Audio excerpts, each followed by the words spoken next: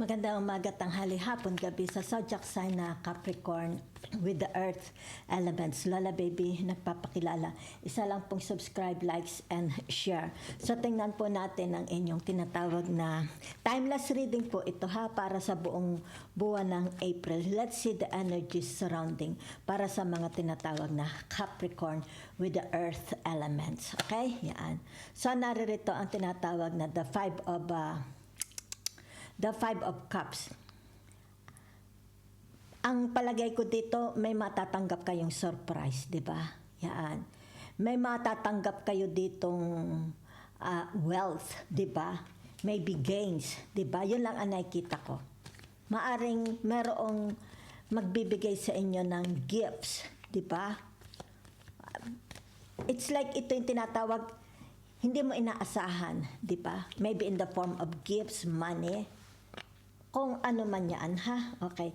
So, meron dito, it's like tinatawag na masarap ang buhay niya, di ba? Yan, masarap ang buhay niya doon sa, let's say, sabihin na natin, doon sa lugar, sa bahay, di ba? Kumbaga dito yung tinatawag na, kasi dito, describe yung tinatawag contentment, di ba? Maaring, maganda ang surroundings, environment, tahimik, maaliwalas ang labas, di ba? Very clear ang sky, masarap ang simoy ng hangin. Yan. Kumbaga dito it's like home sweet home. Yan ha. So, nakikita dito ang tinatawag na the Nine of Swords, di ba? So, it's about a relationship. Maaring ito yung tinatawag na it's about it's more about ang nakikita ko dito expressing, ha, express yourself, yan ha, it's more about expressing yourself. Maybe it's about time to open up, kasi ito the Five of Cups, di ba? Yan at ito yung tinatawag na the Nine of Swords. So it's more about ang nakikita ko dito express yourself. Maybe you're an artist. Magaling kayong mag-drawing, mag-painting. Magaling kayong writer, di ba? Lumikha. Maybe meron kang gifts. Okay? It's like tinatawag, sabihin na natin, your voice, you can sing, di ba? So it's more about tinatawag dito na tuklasin mo, i-develop mo. Okay? Kung ano itong natatago mong gifts or talents, di ba? So there is a chance, whatever is this, di ba? There is a chance of, it's like winning, di ba? Maari ito yung tinatawag, hindi mo akalain, okay? Yan. I am not, yung tinatawag na, sabi ko sa inyo, tumaya, ha? But there is a chance, okay? There is a chance of winning, okay? Ayan, no, kita ninyo. Kaya lumabas ang tinatawag na 2, 4, 6, 7, the 7 of Pentacles, di ba? There is a chance of winning. Yan ha. So, ang nakikita ko for some of you here is tinatawag na kung ano man ito, at home ka. Yan. At home ka sa iyong balat.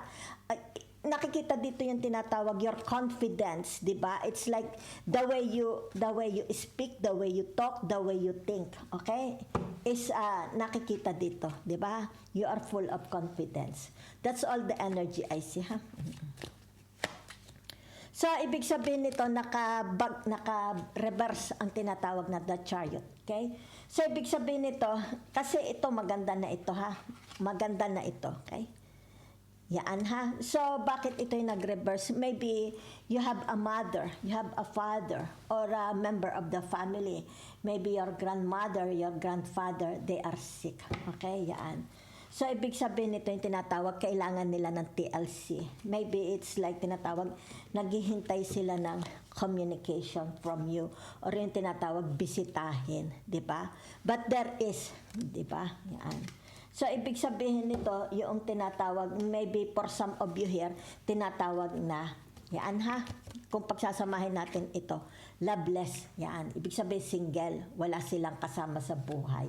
But nakikita naman dito, it's about their contentment, di ba? Yan. It's like tinatawag, they have a good relationship with their neighbors, society, di ba? And surroundings, di ba? So for some of you here, it's like tinatawag maybe kung ito may failure. Halimbawa sabihin natin may failure sa pag-aaral, may failure sa kanilang trabaho, 'di ba? So maaari ito yung tinatawag, meron ditong tinatawag na hindi makakope, 'di ba? Either ikaw or sila hindi makakope sa kanilang tinatawag everyday na pamumuhay, 'di ba? Yan. So maaring ito yung tinatawag wala pa siyang achievement, wala pa siyang nagagawa, 'di ba? Wala pa siyang naa-achieve maybe. Ano ang wala pang naa-achieve sa buhay niya, achievement sa buhay niya?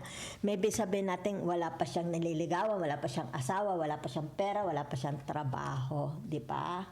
Yan. So it's like tinatawag they are still building, okay? Yan. They are still nasa state, okay? Nasa period pa sila ng tinatawag building. Yan ha. Building a name, reputation, friends, love, romance, relationship, okay?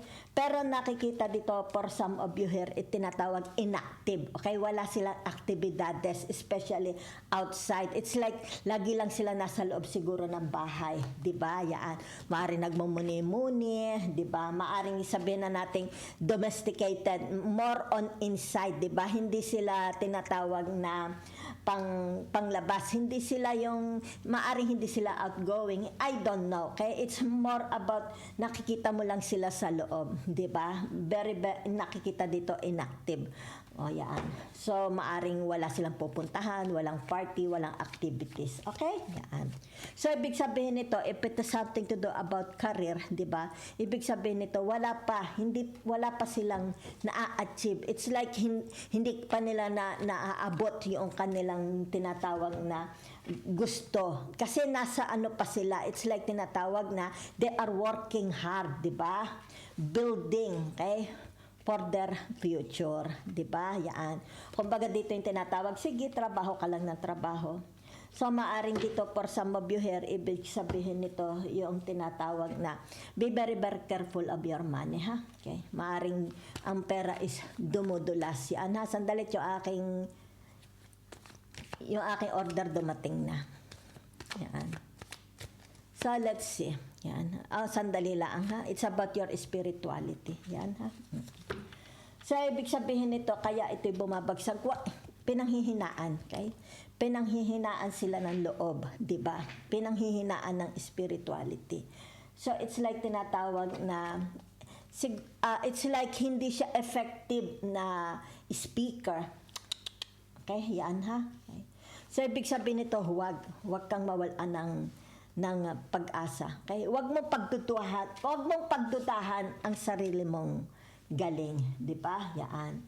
So, it's more about maaring ito yung tinatawag na it's about clearing your conscience, di ba? Kasi narito ang nagbaliktad ito, nag-reverse. Maybe sabihin na natin it has something to do about addiction. It has something to do about tinatawag their lifestyle, di ba? Yan. It has something to do about their lifestyle, okay?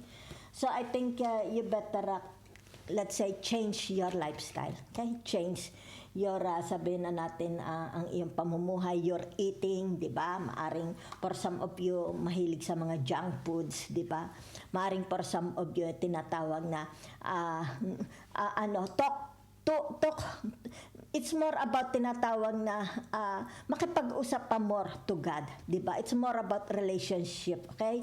It's like develop your relationship sa Panginoong Diyos, okay? Yan. So, nakikita ko sa inyo dito, pinanghihinaan, okay? Ng lakas ng spirituality. Maaring malungkot ito. Yan ha? No. Yan ha? Ibig sabihin nito yung tinatawag, kumapit ka lang sa Diyos. Yan ha? So, tingnan natin tinatawag na the advice message from the sky. Yan o. Yan ha? Huwag ka mawala ng pag-asa. Yan o. Tingnan mo, look at the big picture. Look at the big picture, ha? Yan. Tingnan mo ang buhay in a different perception. Yan, ha? Yan. Kumbaga dito yung tinatawag na matatagpuan mo rin ito. Makukuha mo din ito kung ano itong hinahanap ninyo. Di ba? Yan. So, it's more about tinatawag na kumapit sa Diyos. Yan. Kapit kayo sa Diyos. Yan ha. It's about tinatawag, ibigay mo ang iyong